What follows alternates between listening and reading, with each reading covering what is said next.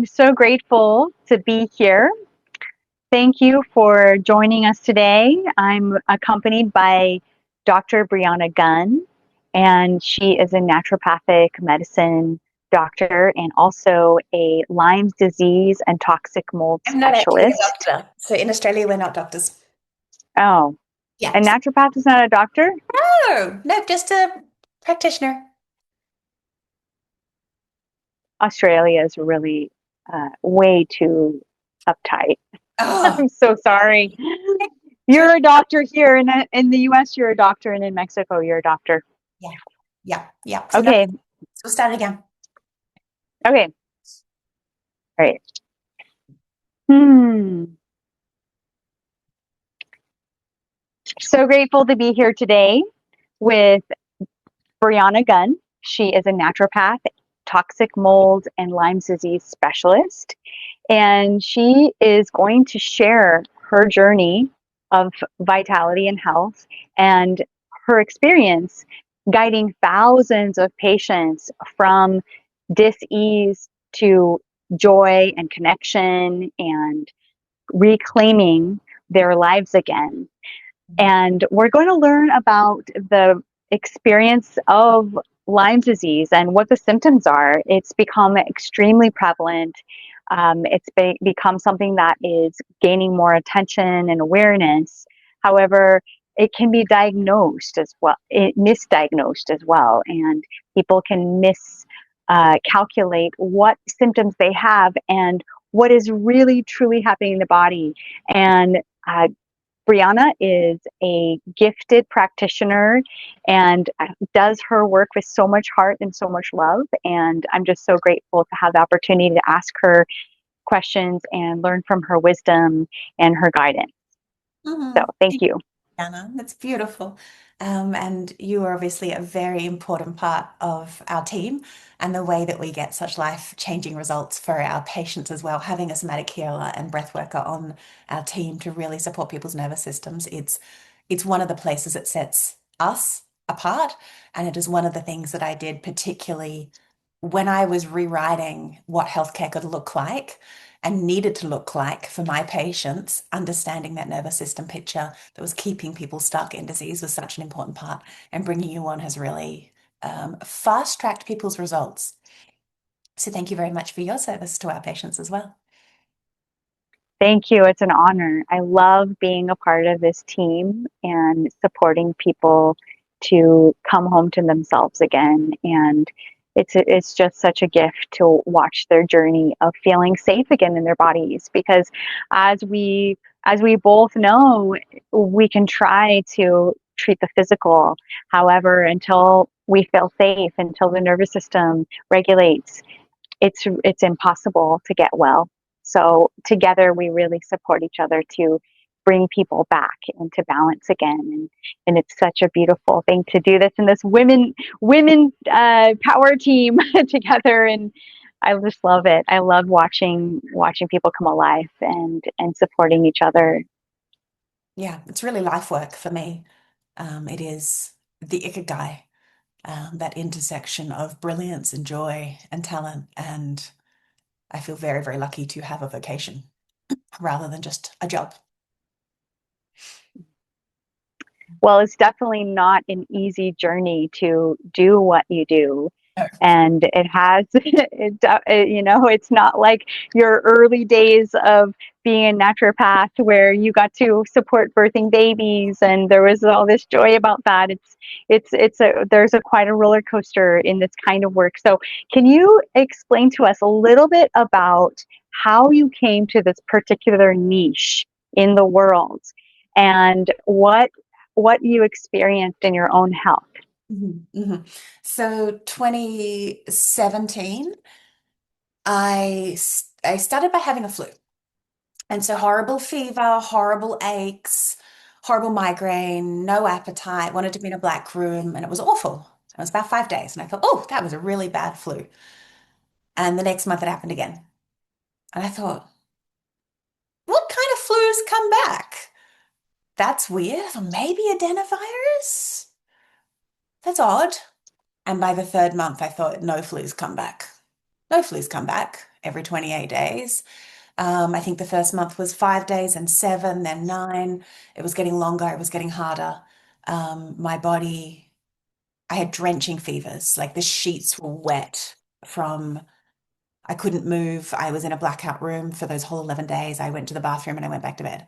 I didn't eat, I had no appetite. The pain in my body was so much that even my 2-year-old breathing on me was, I could not take it. I could not take him climbing into the bed to whisper, "Are you okay, mummy?" The movement, it was so painful. Um, and then it would start to ease. And then the next week, when you've been in debilitating pain, the next week you feel a bit hungover somehow. You're weak still, you're not right.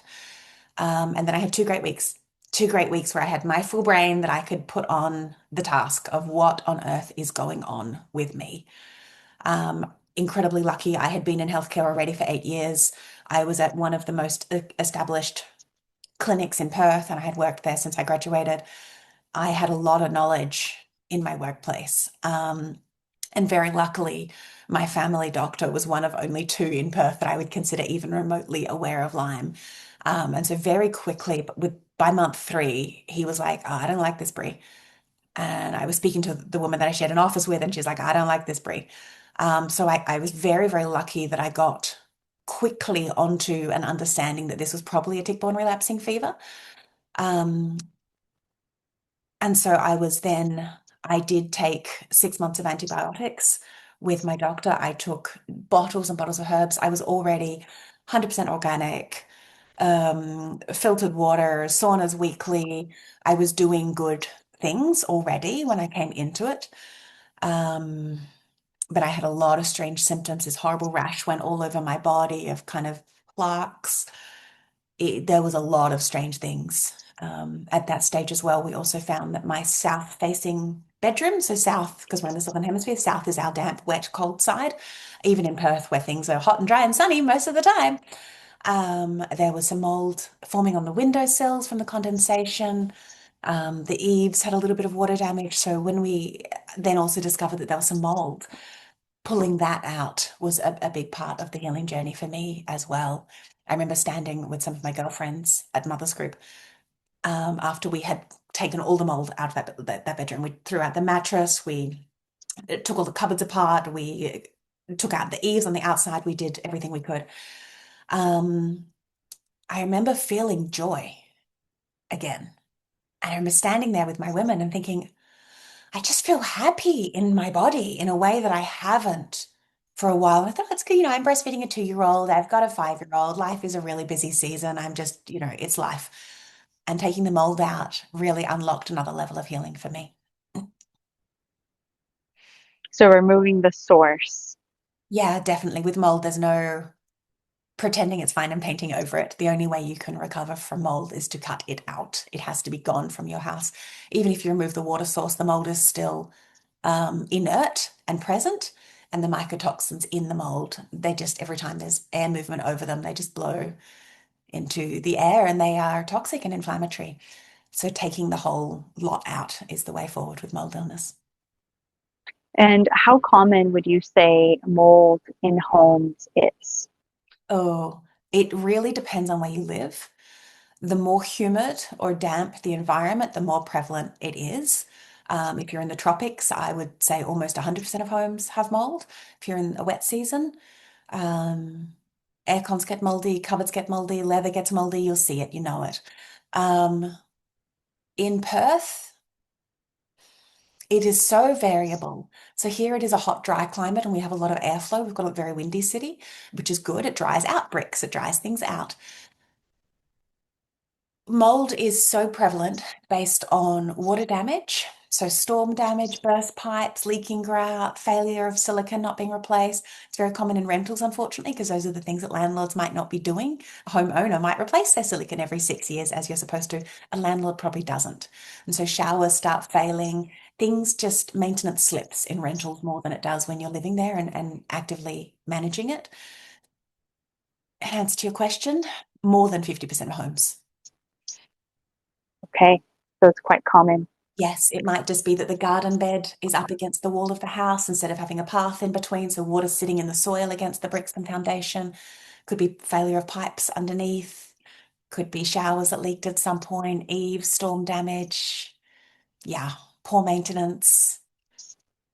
A little child spilling a water bottle on carpet and nobody noticing.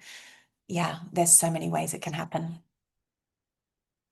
So, what would you say as far as mold and also Lyme's disease goes that you wish everyone really understood now, both the public at large, the medical industry? What do you wish that people really understood about these illnesses, and how were you able to heal your body and recover from your experience with the Lyme's disease and the mold? Hmm. If I had a magic wand, my one wish would be that every medical practitioner, so all the doctors of every specialty, um, chiropractors, dietitians, speech, every single person, psychs, very important that psychs understand. I would want every single person who is in a medical or a health capacity to have decent training that these diseases exist, what their symptoms look like, and what the body needs to recover. Because if we could even acknowledge that they existed, that would save so many years of suffering for our patients. If a patient could go to a local doctor or mention to their chiropractor at an appointment, hey, I went camping and I've never been well since, and not be dismissed, not be denied, actually be say, hey, there's tick-borne diseases in Australia. Let's get that tested. The quicker we treat, the less you suffer. Let's do it now while it's acute versus letting it embed into the body, do its harm over 20 years. That would be life-changing. If they understood that toxic mold was something that impacted 24% of people don't have genes that can recognize that mold is a pathogen. So they've got changes in their human leukocyte antigen production, and these leukocytes then don't go and present the antigen, the mold, to the dendritic cells properly so your body can make a memory and then make an appropriate response. And so your body knows that there is a toxin here somewhere. It just can't pinpoint it, go and encapsulate it, shut it down, take it out. And so it's 24% of people, it's 1 in 4 nearly, that when they're exposed to mold, develop a chronic inflammatory response. That impacts all of their body systems, all of their organs. The harm that is done, if we could understand that mold can be toxic, that would be life-changing. That would be life-changing. So, what are some of the symptoms that the most common symptoms are that we can begin to track that you wish everyone were aware of Mm. and that we need to be educated on? Yeah, that's such a big question. Um, some of the difficulty is that there are multiple tick-borne diseases, and the average tick can give you 3 at a time. And so we need to then understand, particularly in Australia, the the different types and their unique frequency of disease, their unique capacity for disease. But there are always I'm always thinking with patients, if we have multiple systems involved and many symptoms, that's when I'm thinking, okay, what else is going on here? So if all of your symptoms fit under a simple diagnosis, okay, that's fine. Great. You might not need to look any further. But if you've got symptoms that are affecting the neurology and you've got dizziness, tingling, numbness, something with the nerves, and then you've got something with the emotions, unexplained bouts of rage, panic, overwhelming sense of dread, there's something with the emotional state, and then there's something with the pain in the muscles, pain in the joints, pain in the bones, pain somewhere. And then also skin can be involved. It's not eliminating properly. There might be rashes, there might be something plaquey, there might be dryness, there might be histamine, something's going on with, so now we've got nerves and emotions and pain and maybe something with the immune system too. You never get sick, or you are always sick, or you never recover when you get sick. There's multiple different body systems getting involved. That's when I'm thinking, ooh, why? That's when I'm thinking, is there a mold exposure? Is there a tick-borne disease? Is there a very strong viral driver? What else could be causing all of these body systems to be firing in such a dysfunctional way? And it's not fitting into a standard diagnosis where you think it's just thyroid, or it's just the menstrual system or something, when it's unexplained. So, multiple systems, nervous system, neurological issues, emotional issues, mental health challenges, also the immune system responses, fatigue, It's physical pain, joint pain. Yeah. And it's a lot at once and it's difficult to diagnose. It doesn't fit in one category, I'm hearing. And as far as the difference between the mold and the Lyme disease, do they really overlap a lot and they're similar symptoms, Yeah. or do they have distinct differences? Yeah, they do. They do. But that's the nuance in how many things does the same person have. With these diseases, a dysfunctional immune system predisposes you to getting more than one. So over time, then your immune system's not surveilling well, it's not acting well, and therefore more diseases come in. So it's very unusual and uncommon that a person will just come to me and the only thing wrong with them is Borrelia. There's usually Borrelia and a co-infection and some viruses and because the immune system is disabled. Lyme disease is a very, and I use the term Lyme disease very loosely. So I use the term Lyme as any of the Borrelia species. And technically, this is where we fall in a hole in Australia. Lyme disease is Borrelia burgdorferi, sensu stricto. It's only Borrelia burgdorferi as found in America. And then we've extended that basket of Lyme to also be the European species, Guarini and Afzeli as well. So they're the three major Borrelias that we would say this is Lyme now. And now in Australia, we fall in this hole because we say there's no Lyme here because we haven't found those guys. What we have found is novel Australian species that look exactly like those guys, behave exactly like those guys, infect humans like those guys, and test in the human in overseas testing as Borrelia burgdorferi or a tick-borne relapsing fever like the Afzeli and Guarini. What we don't have is a clear pathway for how those infections are getting into humans in Australia. We don't want to do that research, and we don't want to believe humans after they've been bitten by ticks and now have Borrelia that tests in overseas tests. We don't have any tests anywhere in the world to test our novel Australian species. Most doctors wouldn't even know they exist. We've got at least 6 that we have been named in Australia, no tests for them. So the only test we can possibly have here is for those overseas species, and we get a lot of cross-reactivity because they are very closely related and they behave the same, and so the body will recognize them the same. Now, doubling back to that original question, Lyme disease, so the Borrelias are very intelligent organisms. They're not dumb like a mold. Mold just wants damp, dark, and it's going to grow. Bit of a food source. It's happy days. Borrelia wants a host that is habitable. It wants a host that is agreeable.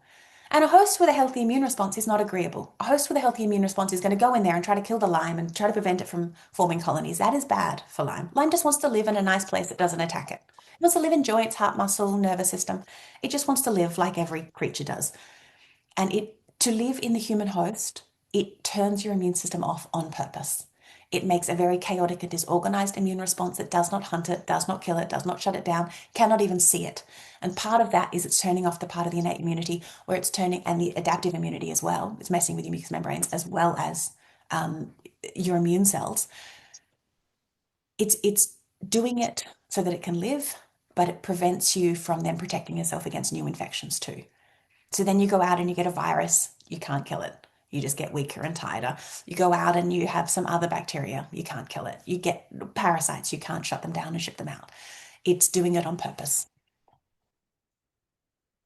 So tell me more about the emotional struggles of your patients, of our patients with Lyme's disease. And also, you work with people with long COVID recovery, and then the toxic mold as well.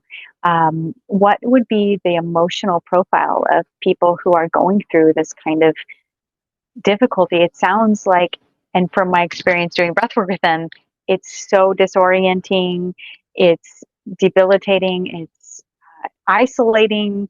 It makes you feel like you're totally alone and you don't have any hope because there's so many symptoms and there's so many possibilities of what could be going on. And most doctors are not trained, as you said, to even recognize these symptoms and understand how to treat them. So what do you see with your getting to know a patient? What are some of the classic things that you find that they're going through in their heart and in their mind? Yeah, there's always a sense of not being believed. That dismissal by the medical profession, by diagnosis, that being let down over and over and over. is very heartbreaking to be sitting and genuinely suffering and have multiple therapists, practitioners, specialists, expensive specialists who should know better tell you that there is nothing wrong with you. Is that is horrific. Going through that level of medical gaslighting is very, very painful. So that is a level that is very common. And then the other part is many of these diseases, Lyme, Bartonella, toxic mold, they have a real effect on the nervous system as well. And so then the body is receiving a threat response that we are under attack because literally they're affected, they're eating up the myelin sheath or they're creating inflammation in the neurons. And so then the body is also perceiving we're under attack, we're under attack.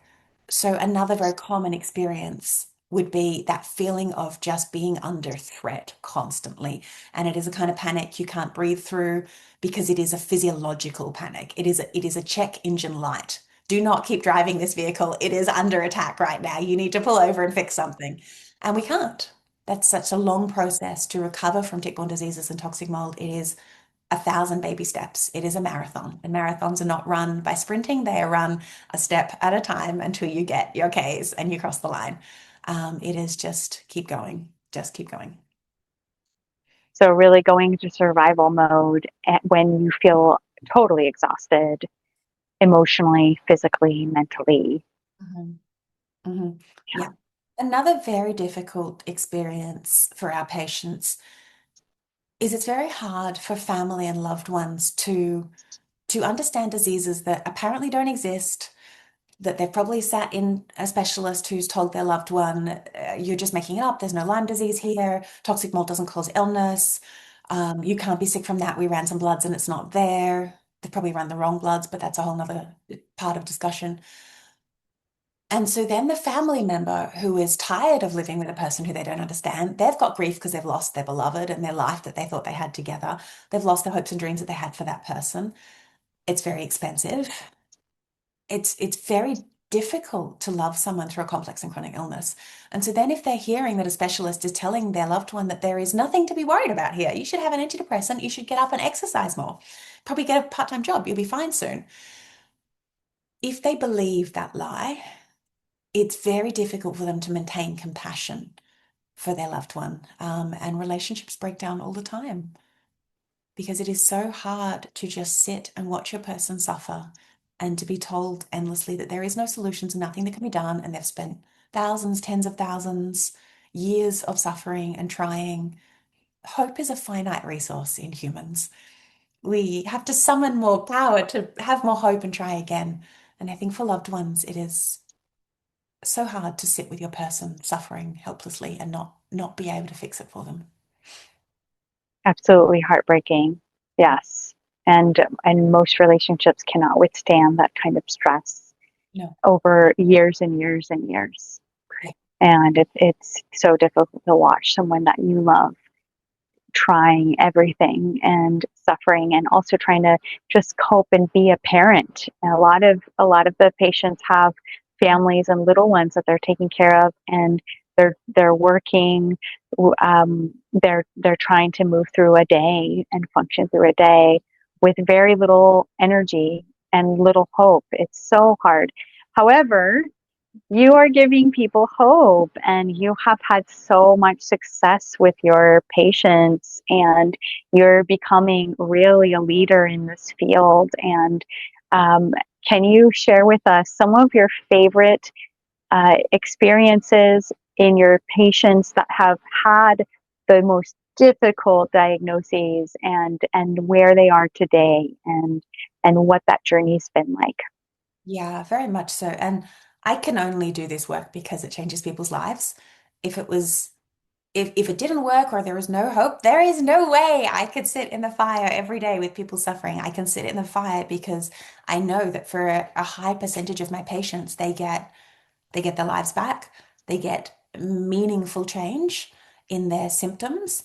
And that is life changing. If a person cannot leave the house or even sit up, if they've got about 10 minutes of upright time a day, to have 3 hours of upright time a day is life changing. And then over the years, that compounds into 6 hours. And then eventually it's just once a month they have a bit of a dip. And then eventually it's no times a month they have a dip and they can get through whole days, and whole weeks and whole months without anything. They can get through a flu and not crash. I do this work because it is life-changing, and we're interviewing our patients at the moment, so those will be available on YouTube as well as we get through the backlog of the people we want to talk to about their experiences. But I'm thinking particularly about a patient we interviewed last week called Lauren, and she's a very interesting and inspiring patient because she has a classical diagnosis that is debilitating. She has MS. She has lesions in her spine, in her nervous system, and modern medicine has no treatment pathway for MS. There are some chemo drugs that might slow your progression, but the medical belief is that this is absolutely a downhill slide until you're in a wheelchair, until you can't move, until you are suffering all day in debilitating pain. The nervous system feels like it is burning them from the inside. Um, and when Lauren came to me just over a year ago now, just looking at the date on my board, yeah, just over a year ago, April last year, she was needing a cane to walk. One of her legs was drop and dragging. She couldn't walk up slight inclines. Lots of gut symptoms, some histamine fun, connective tissue fun. There's always multiple things with my patients. No one, as I said, very rarely ever just comes with just one thing. She's walking. She's been walking for 8 months probably. She can cook dinner. She can stand up and cook dinner for her family. She's got 3 teenage children at home. She can drive. She can consistently drive. Like she doesn't have to now think, oh, will I be able to drive next week to take my kid to their chiropractic appointment?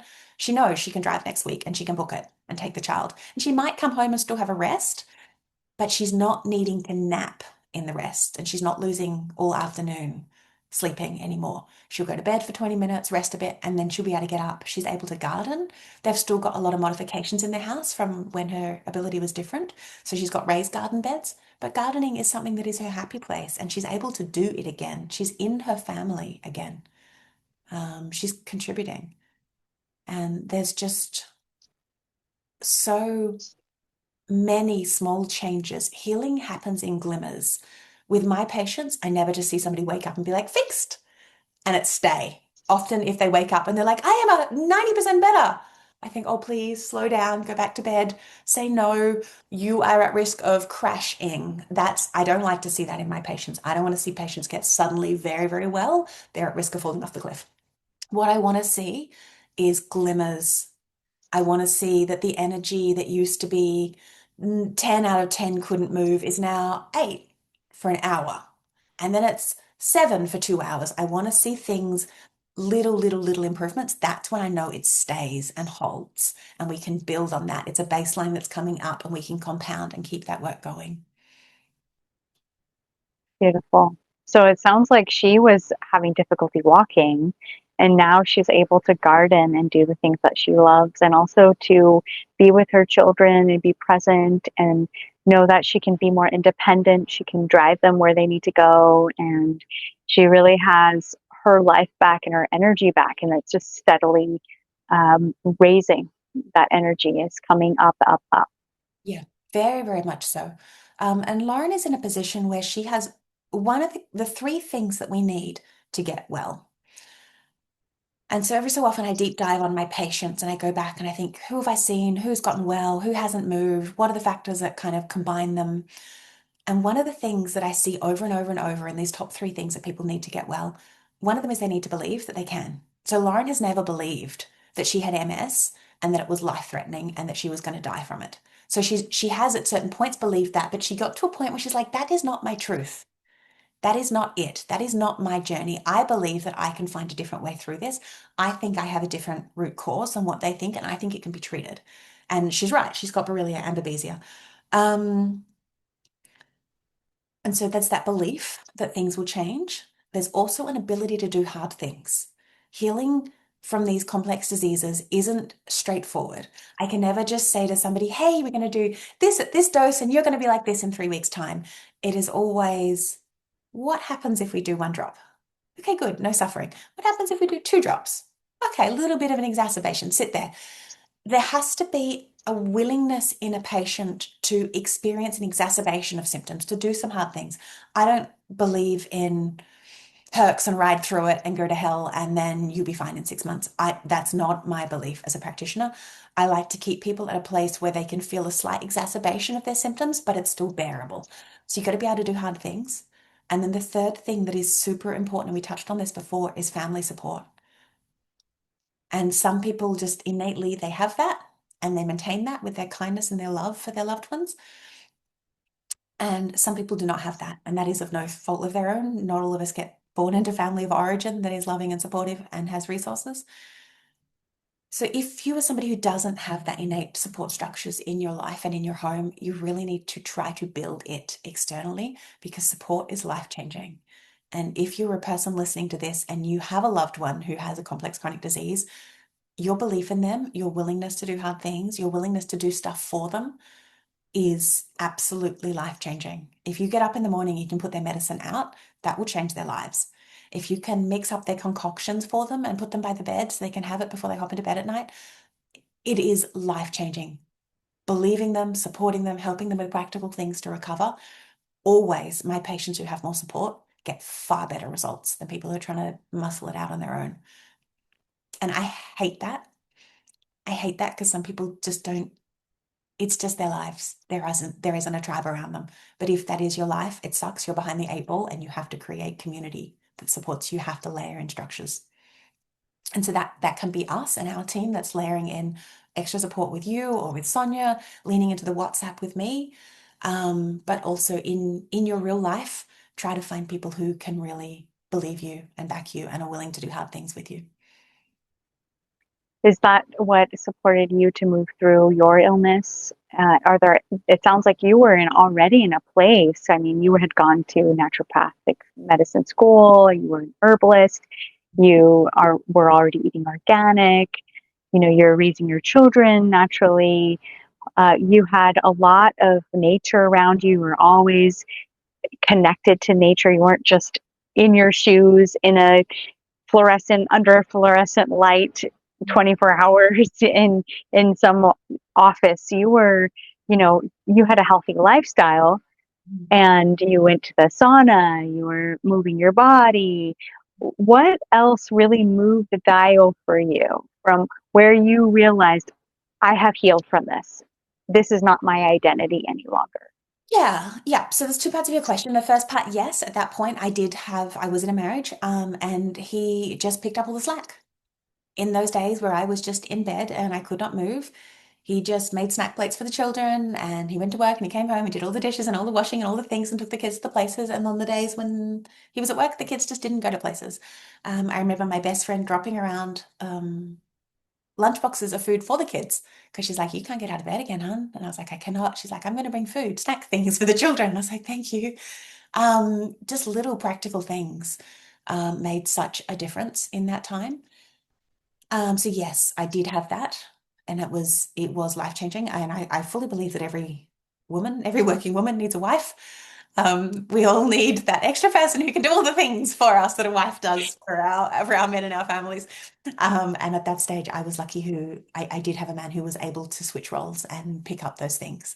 And we were at a stage in our parenting as well where he was choosing not to have a high pressure filled job so that he could have those extra hours in a day and a week with the children and not being empty tank, because it was important to him to raise his babies. And then what was the next part of your question? Sorry, I've forgotten. Well, it sounds like you kind of answered it, but it was really what was the turning point where you realized that the the illness was not part of your identity, that you had fully healed it. And not only that, but you saw that you could bring people through that journey as well. Yeah, yeah, this is universal. This is my lived experience, but this is also hundreds of patients of having significantly good and life-changing results and for them holding. It is always the same. It is the cycles of flare get less and less. They're further apart, they're less intense. Um, and at some point, you can go through hard things and not flare.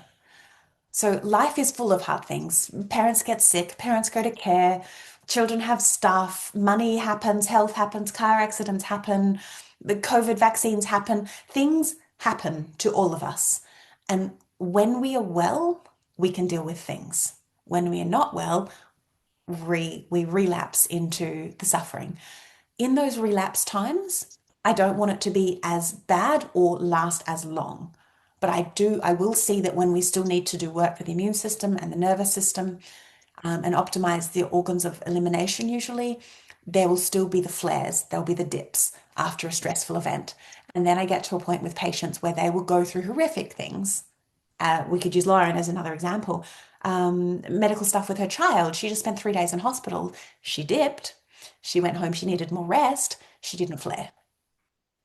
It was just, oh, yes, this was a stressful thing. Normal stressful things have effects on all humans, healthy humans included. And we should rest through that. We should nourish ourselves through that. But we don't want to be seeing crashes anymore. I want to be seeing that a patient can go to an Airbnb with their family, have a little bit of mold for 3 days, come home fine. Yes, we will do saunas and enemas and binders, and we will optimize elimination, and we might do some antifungal work, but there won't be back to hell. It'll be, ooh, bit of discomfort. And that's when I know people are really, they've turned the corner in their health. It's so inspiring. It's so beautiful. I love hearing about this experience you had with Lauren and with hundreds of patients, thousands of patients. Can you tell me about one other that really stands out to you? You work with so many people, but I imagine there's some of them that you just makes your heart glow and helps you to feel just excited to wake up in the morning, go to work, and continue to serve people in this way. Yeah, I'll talk about another person who shared their story publicly with us in our videos, because that way we know that we have consent to use their names and their real stories. And I'll talk about Kendall. Now, Kendall has had mystery complicated illness for a very long time and two major mold exposures, and each time that has really pushed her down. She did have some pre-existing conditions from childhood as well that have just predisposed her body to be a bit more inflamed, a bit more dysfunctional. The immune system doesn't act as well as other people's might in different ways. And she has seen so many glimmers in the year that we've been working together. Just she can go out. She's currently in the Maldives with her husband. That's I think it's a 15-hour flight and a layover and a short flight and then a boat trip. Like that is a lot for any healthy person to do a big day of transit like that. And she got through that whole day. She got terribly, terribly sick on the boat because the boat was in a horrible ocean in a storm. And so that was unexpected. But she is well enough to say yes to life at the moment. She's not well enough to work. She can go upstairs without having horrible heart symptoms and histamine response problems, but she still wouldn't be well enough to hang out the washing. And that's very common in my POTS patients. So our next year, we've done so much baseline and groundwork in this first year. And next year, our focus is really to push her body to be well. So we've taken the baseline up from where she was, 30 or 40%. Most of her days are mostly better. Most of her symptoms are less intense, less often, less frequent, less lasting as long.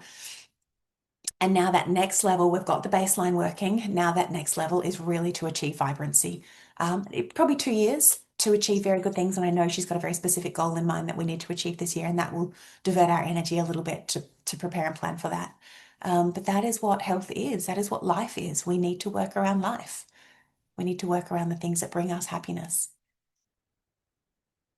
Absolutely. So she went from having this really very little hope and feeling heavy emotionally, physically, a lot of pain, and being unable to go on trips with her husband, being unable to walk up the stairs without a huge shift in her state.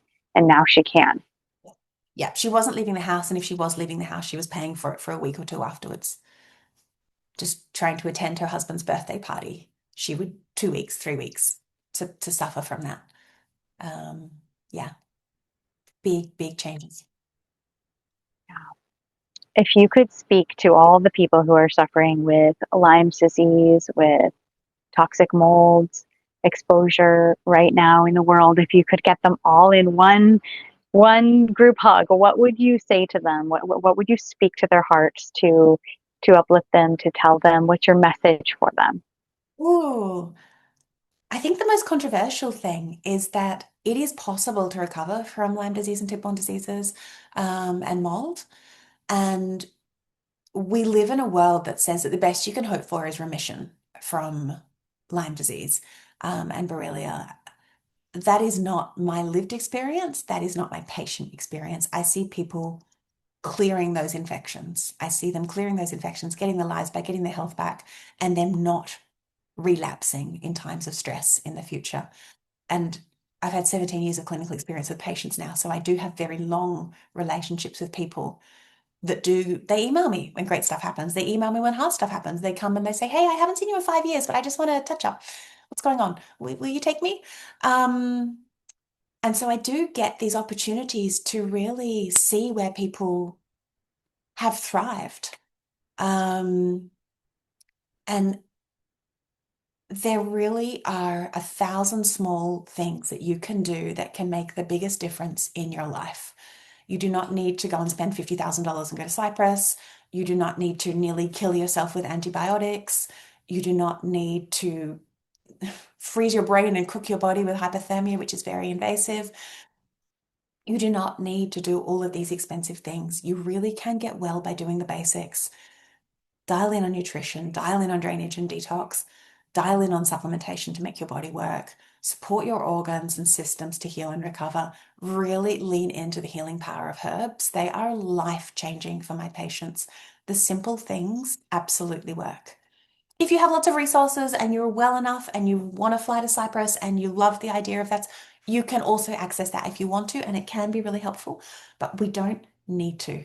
Over and over and over, I see that it is the simple things in the right order, clinically diagnosed and clinically supported, by a very experienced practitioner.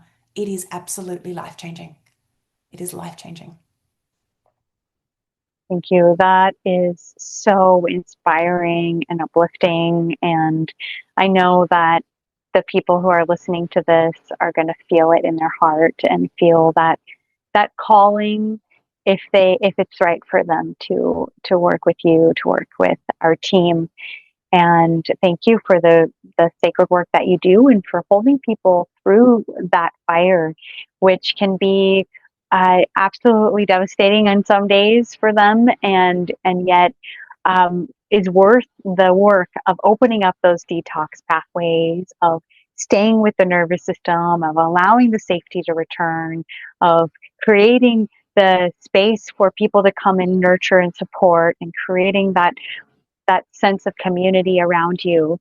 And you are sometimes that person for the patients. They don't have anyone else except for you, or me and Sonia. It's like we create this beautiful tribe of women around them to help them to feel held and supported, often when they don't.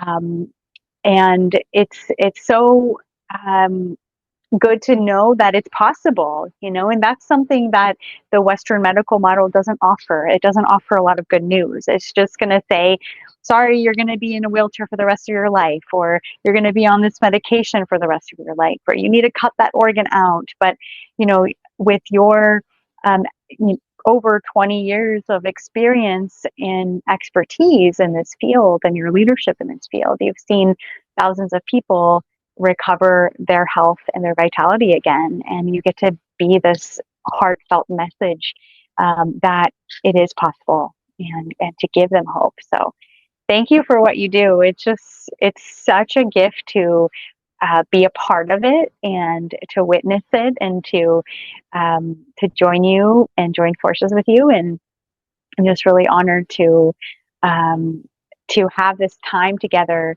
to hear more about your experience, and what a gift for them to have someone not just academically trained in a particular illness, but someone who has gone through it in their own body with their lived experience and can say, I did it. Like, I actually moved through this illness and you can as well.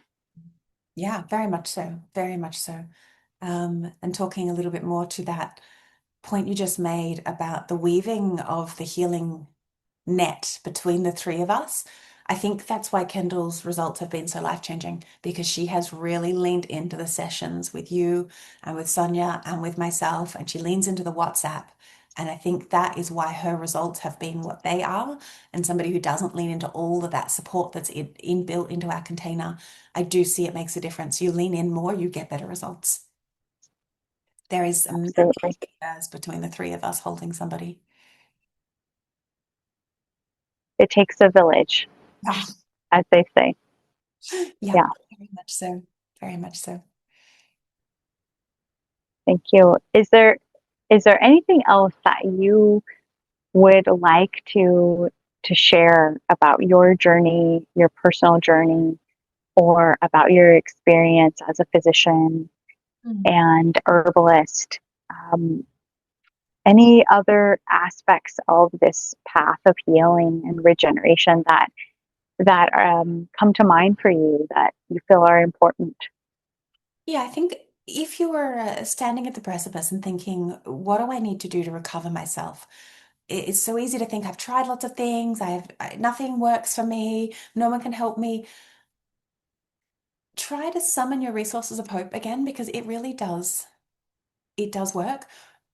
I think it's very important, though, to seek out the support of people who understand chronic illness. The acute care model does not work for complex illness. The acute care model of have an appointment, take some things, I'll see you in a couple of months when I've got another spot in my calendar.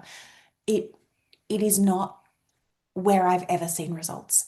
Where I see results is a team supporting you. It is 1,000 baby steps individually guided and prescribed and supported and adjusted by a practitioner. It is a whole different model that you need to get well from complex and chronic illnesses. And so keep looking until you can find that, or reach out to us and see if we've got any availability to take on new patients. I try to be able to take on 1 or 2 new patients a month, but there are months where I cannot. I am too busy, too full, too done. I cannot fit another person into my calendar.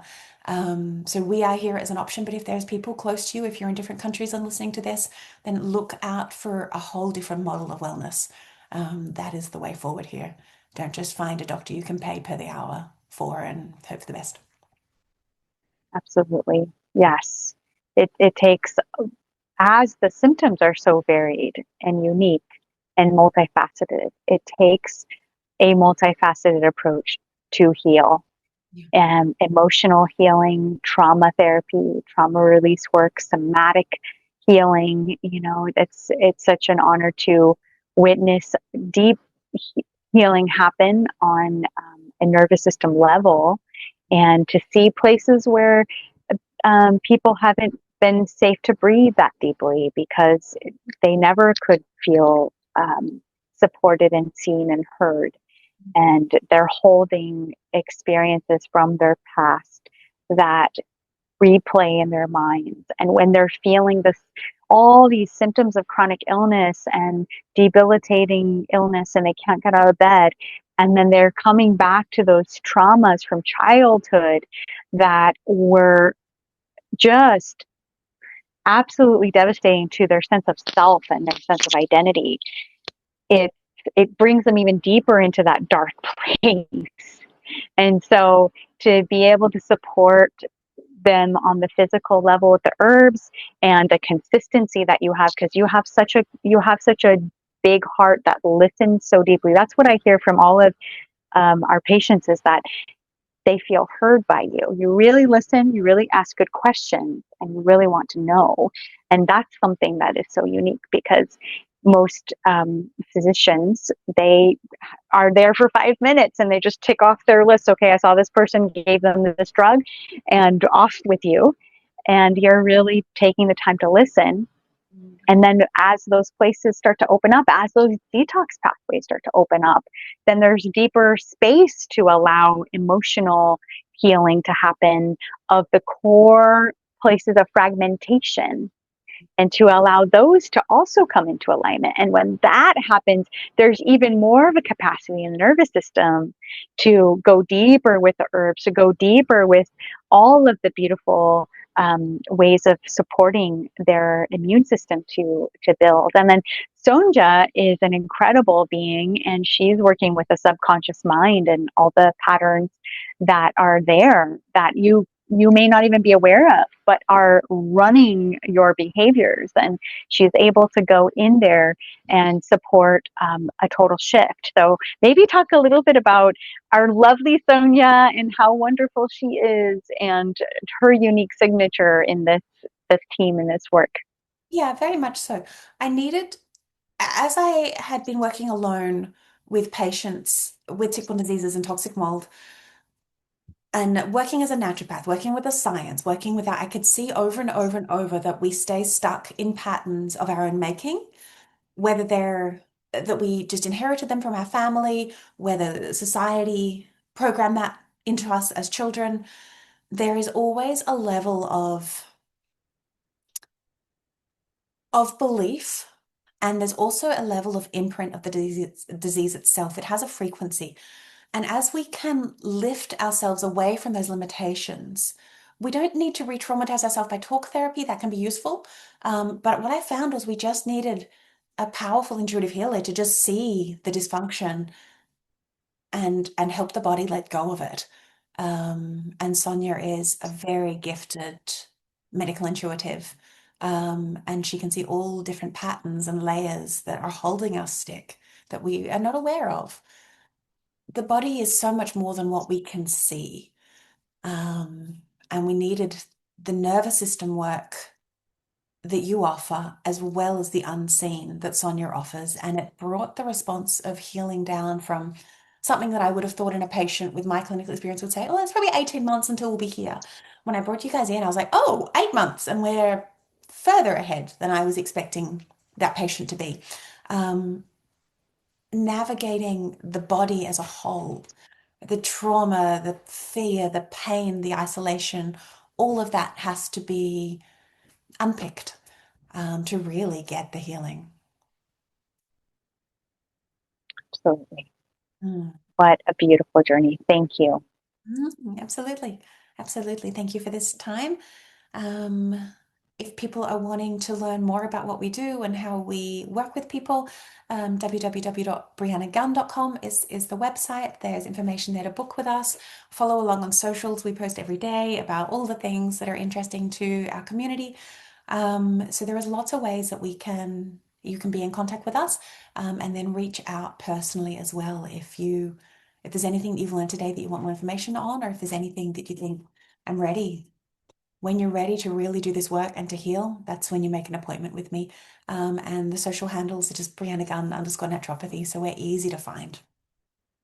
And people can also just book in if they're not sure, they can book in a free consult with you. Is that right? Yeah, very much so. The intensity that I take people on I need to know that we will get great results. So I meet with all of our patients to determine eligibility. Do you have conditions that I treat? Do you have gaps in your treatment? Can I be of service and value here? Are you somebody who will recover and repair with us? So yes, I meet with everybody, and there are some free appointments available for that initial experience together so that we can learn about one another and what a treatment plan might look like for each person. Wonderful. Thank you. That's full of hope and full of possibility for people, many ways to connect with you and to see if it's something that is in alignment for them that can really allow them to move the dial. And really, you're supporting body, mind, spirit, all the levels of regeneration and healing. And it's just such a gift to be in your presence. And so anyone who has the opportunity to sit with you is blessed beyond measure. And I'm so grateful to hear the patients talk about that and what they've gotten from their work with you. And thank you. Thank you for being who you are. And thank you for being a light and for being a advocate for people who don't have any hope. Thank you for giving hope. Yeah, yeah, it's absolutely my life's work. And it is a real honor to be here as well. Thank you.